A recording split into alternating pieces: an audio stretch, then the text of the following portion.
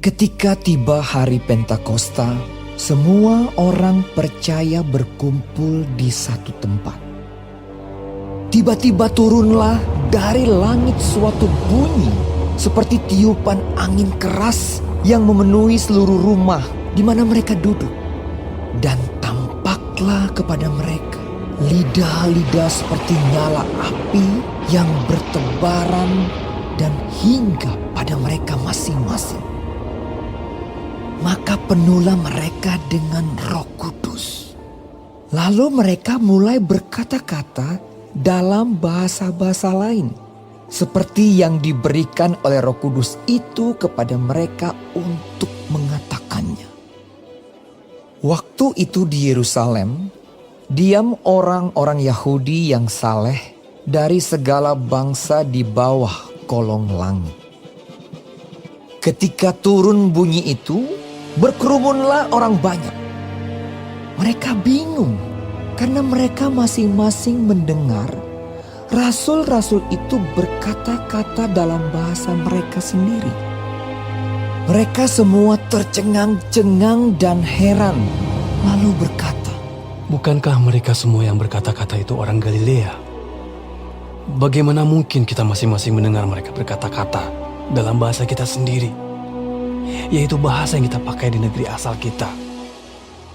Kita orang Partia, Media, Elam, penduduk Mesopotamia, Yudea dan Kapadokia, Pontus dan Asia, Frigia dan Pamfilia, Mesir dan daerah-daerah Libya yang berdekatan dengan Kirene, pendatang-pendatang dari Roma, baik orang Yahudi maupun penganut agama Yahudi, orang Kreta dan orang Arab. Kita mendengar mereka berkata-kata dalam bahasa kita sendiri tentang perbuatan-perbuatan besar yang dilakukan Allah."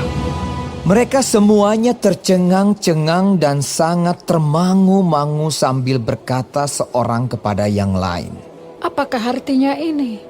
Tetapi orang lain menyindir, "Mereka sedang mabuk oleh anggur manis."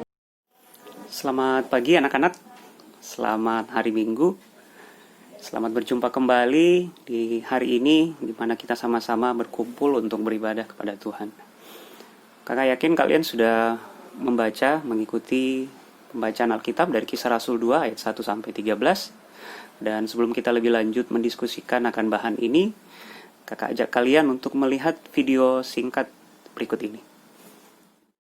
Pemirsa, 18 pekerja yang nekat pulang kampung terjaring razia petugas gabungan di India. 18 pekerja itu pulang kampung dengan bersembunyi di truk molen atau mesin pengaduk semen.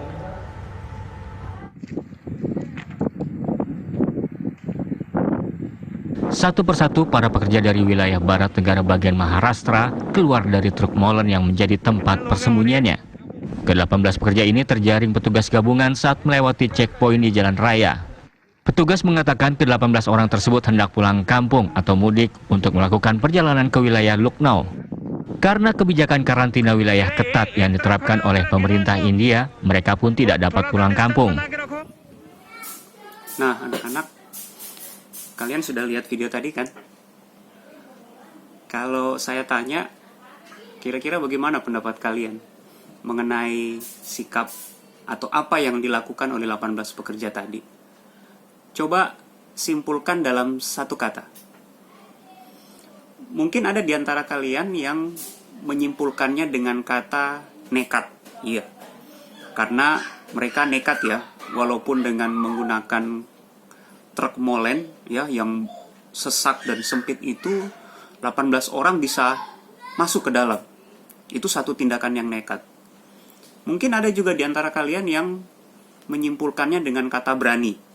Ya, karena walaupun dalam suasana yang lockdown, tapi toh mereka berani untuk melakukan sesuatu yang terbilang jarang orang pikirkan. Mereka melakukannya karena mereka sudah tidak lagi bekerja dan mereka harus hidup, ya. Dan karena mereka harus melanjutkan hidup, mereka lebih memilih untuk pulang ke kampung halaman mereka. Nah, adik-adik semua, di dalam pembacaan kita juga akan menemukan sekelompok orang yang punya keberanian yang berbeda dengan apa yang tadi kita lihat di dalam video tadi. Di dalam pembacaan kita dalam Kisah Rasul pasal yang kedua, kita melihat orang-orang itu adalah orang-orang percaya. Jadi termasuk murid-murid, lalu ada perempuan-perempuan yang sudah percaya kepada Tuhan Yesus. Waktu itu di Yerusalem, setelah kenaikan Tuhan Yesus, mereka selalu naik ke satu rumah, menumpang di suatu tempat, ya. Dan di tempat itulah mereka selalu berkumpul, berdoa, sambil menantikan apa yang akan kedatangan Roh Kudus, atau apa yang telah dijanjikan oleh Tuhan Yesus sebelum Tuhan Yesus naik ke sorga. Nah, mereka berkumpul saat itu, ya, dan keberanian itu muncul ketika ada satu event atau kegiatan yang menjadi perayaan ibadah tahunan yang dilakukan oleh orang-orang Yahudi. Kalau kita membaca dalam pembacaan kita, hari itu adalah hari yang kita kenal sekarang sebagai hari Pentakosta. Kalau hari Pentakosta sekarang kita kenal sebagai hari turunnya Roh Kudus. Tapi bagi orang-orang Yahudi saat itu, hari Pentakosta adalah hari di mana mereka mensyukuri akan berkat-berkat Tuhan yang telah mereka dapatkan dalam kehidupan mereka. Karena waktu itu banyak yang bercocok tanam, maka hasil pertanian mereka, hasil ladang mereka itulah yang mereka akan persembahkan kepada Tuhan. Nah, hari Pentakosta itu anak-anak adalah hari di mana mereka terhitung setelah hari 50 hari setelah Paskah. Nah, karena ini salah satu perayaan besar dari orang-orang Yahudi, maka tidak heran kalau kita membaca di dalam ayatnya yang ke-7, 8, dan seterusnya. Di situ banyak orang-orang Yahudi yang diam, yang datang dari seluruh negeri dan diam di Yerusalem. Di situ ada orang Partia, orang Media, orang Elam, penduduk Mesopotamia, Yudea, Kapadokia, Pontus, dan Asia. Nah, adik-adik, mereka inilah yang menjadi saksi mata dari keberanian dari orang-orang percaya. Keberanian yang ditunjukkan oleh orang-orang percaya, kalau kita melihat, itu terjadi ketika mereka telah menerima Roh Kudus. Kalau kita membaca di dalam ayat yang kedua, fenomena atau peristiwa turunnya Roh Kudus itu didahului dengan satu bunyi, ya. Bunyi yang dituliskan dalam Kisah Rasul seperti tiupan angin keras, ya. Jadi bukan angin, ya, tapi bunyi seperti tiupan angin keras yang memenuhi seluruh rumah tempat mereka menginap saat itu. Nah, setelah itu, fenomena yang kedua adalah muncul lidah-lidah seperti nyala api. Nah, kalau dibilang seperti, berarti bukan api yang sebenarnya seperti yang kita gambarkan atau lihat selama ini, tapi itu seperti lidah, ya, seperti ada sesuatu yang nampaknya seperti nyala api yang hinggap kepada mereka masing-masing. Nah, setelah hal itu terjadi, lalu mulailah mereka bisa berkata-kata di dalam bahasa lain. Nah, adik-adik bisa bayangkan, ya, mereka itu adalah nelayan, orang-orang yang tidak terpelajar, orang-orang yang waktu itu dikatakan sebagai orang-orang Galilea, ya, orang-orang kampung yang tidak punya pendidikan tinggi. Tetapi tiba-tiba ketika hari Pentakosta terjadi dan waktu itu mereka menerima Roh Kudus, mereka bisa melakukan dan berbicara di dalam bahasa-bahasa lain. Bahasa-bahasa yang dimaksud itu adalah bahasa-bahasa yang digunakan kalau kita lihat dalam ayat 9 lagi kembali. Itu adalah bahasa yang dipakai oleh orang-orang Partia, orang Media, orang Elam, orang-orang Mesopotamia, ya, dan seterusnya. Itulah bahasa-bahasa yang diucapkan oleh orang-orang percaya saat itu. Nah, itu yang terjadi saat itu. Lalu kalau kita bertanya, Kak, kalau mereka bisa berbicara bahasa lain, terus apa yang mereka ucapkan? Adik-adik, bahasa yang mereka pakai itu tidak seperti bahasa yang tidak dimengerti oleh orang lain. Justru dimengerti oleh orang-orang yang hadir di Yerusalem saat itu.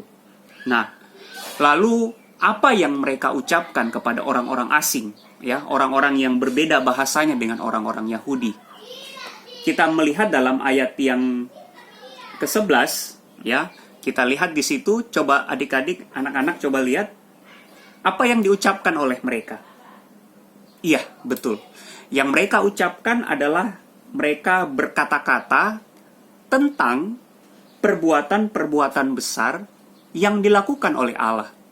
Jadi apa yang sudah dilakukan oleh Allah buat orang-orang Yahudi, kalau kita membaca selanjutnya dalam khotbah Petrus, mereka berbicara tentang satu pribadi, ya, Yesus orang Nazaret, yang dulunya orang pikir dia adalah penjahat kelas kakap, ya, yang pantas untuk dihukum salib.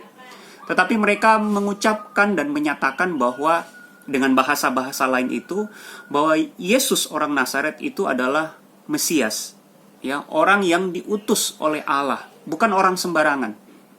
Nah, ini maksudnya adalah mereka berani untuk bersaksi.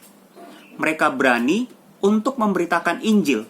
Mereka berani untuk menyatakan kebenaran. Sesuatu yang benar, sesuatu yang selama ini mungkin bagi orang-orang Yahudi itu adalah selama ini salah persepsi mereka, itulah yang mereka dengan sikap berani mau katakan kepada orang-orang Yahudi yang ada di Yerusalem saat itu. Nah, adik-adik semua, dari kisah Pentakosta yang kita peringati dalam hari Minggu ini, ada satu hal yang bisa kita petik. Adik-adik, itulah sikap keberanian. Orang-orang percaya saat itu telah menerima Roh Kudus dan mereka bisa berani untuk menyatakan kebenaran. Kalau kita percaya kita semua telah menerima Roh Kudus, maka kita bisa juga melakukan keberanian yang sama. Menyatakan kebenaran, melakukan kebenaran di dalam kehidupan kita. Kalau ada yang tanya, Kak, bagaimana caranya kita melakukan kebenaran? Banyak contohnya. Kakak kasih satu contoh ya. Kita sekarang hidup dalam masa setelah PSBB. Ya. Orang-orang di media atau di berita-berita katakan kita akan memasuki masa new normal. Normal yang baru. Kehidupan rutinitas yang baru. Kalau kita membaca, ada 3 hal yang biasanya selalu disampaikan. Yaitu selalu rajin memakai masker, rajin cuci tangan, dan selalu menjaga jarak ketika kita berkumpul, bertemu dengan orang-orang atau teman-teman kita. Nah, sekarang kakak mau tanya, kalau kita yakin pemerintah kita itu adalah wakil dari Allah, maka secara tidak langsung hal-hal praktis yang telah disampaikan oleh pemerintah ini juga adalah hal-hal yang asalnya dari Allah sendiri. Itu adalah sesuatu yang benar, yang perlu untuk kita lakukan. Nah, sekarang kembali sama kita semua anak-anak. Seberapa jauhkah atau seberapa seringkah kita, satu, rajin untuk memakai masker kalau kita keluar dari rumah, dari pekarangan rumah. Yang kedua, apakah kita selalu rajin cuci tangan? Ya. Yang ketiga, apakah kita selalu menjaga jarak? Ya. Pemerintah katakan kurang lebih 1-2 meter kita harus jaga jarak. Nah, inilah hal-hal yang harusnya kita perhatikan kalau kita menganggap pemerintah itu adalah wakil dari Allah. Kalau kita tahu dan kita yakini pemerintah itu adalah wakil dari Allah, maka segala yang dikatakan dan disampaikan oleh pemerintah, himbauan dari pemerintah, itu harusnya kita lakukan. Mari kita jadi seperti orang-orang percaya saat itu. Melakukan sesuatu yang berbeda. Melakukan sesuatu yang benar. Nah, kalau kita tahu, yakini ini ketiga hal ini adalah sesuatu yang benar, maka mari kita melakukannya dengan cara yang tepat.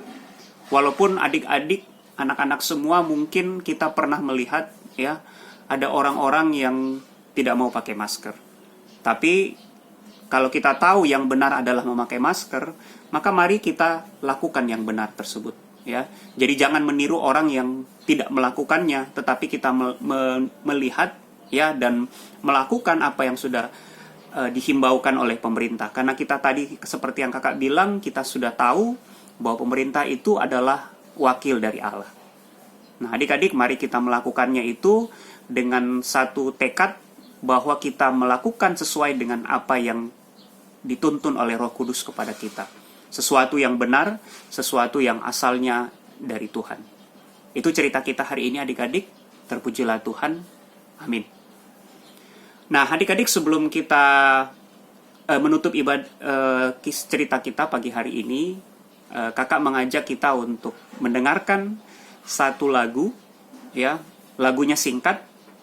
Ini lagu baru, mungkin adik-adik belum pernah, anak-anak belum pernah dengar, tapi mari kita resapi setiap kata dari lagu ini.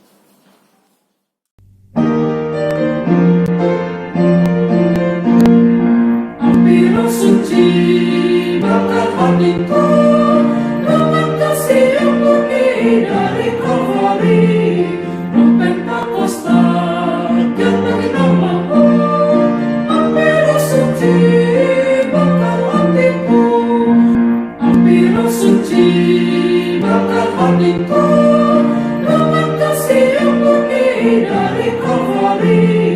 Roh Pentakosta kepada namamu. Api suci bakar hatiku. Nah, anak-anak, kalau kita sudah mendengarkan syair lagu tadi, maka mari kita berdoa sama-sama, kita tundukkan kepala, kita berdoa menutup cerita kita pagi hari ini. Mari kita berdoa. Terima kasih Tuhan Yesus, pagi hari ini di hari Minggu, hari kami memperingati Pentakosta. Tuhan mengingatkan kami sekali lagi Tuhan untuk belajar bersikap berani, menyatakan kebenaran, berani bersikap melakukan sesuatu yang berbeda Tuhan seperti yang dilakukan oleh orang lain. Biarlah Tuhan melalui Roh-Mu yang kudus, kami selalu dituntun untuk berani melakukan sesuatu yang benar sesuai dengan perintah-Mu. Tuhan, firman-Mu yang telah kami dengar, biarlah Tuhan terus tanamkan di dalam hati kami, dan kami berdoa menyerahkan ya Tuhan Yesus untuk kehidupan kami hari ini, sepanjang hari ini ke dalam tangan-Mu, juga kehidupan kami sepanjang minggu ini. Kami serahkan semuanya di dalam tangan-Mu, dalam nama Tuhan Yesus kami sudah berdoa dan mengucap syukur. Amin. Selamat pagi, selamat hari Minggu, Tuhan memberkati.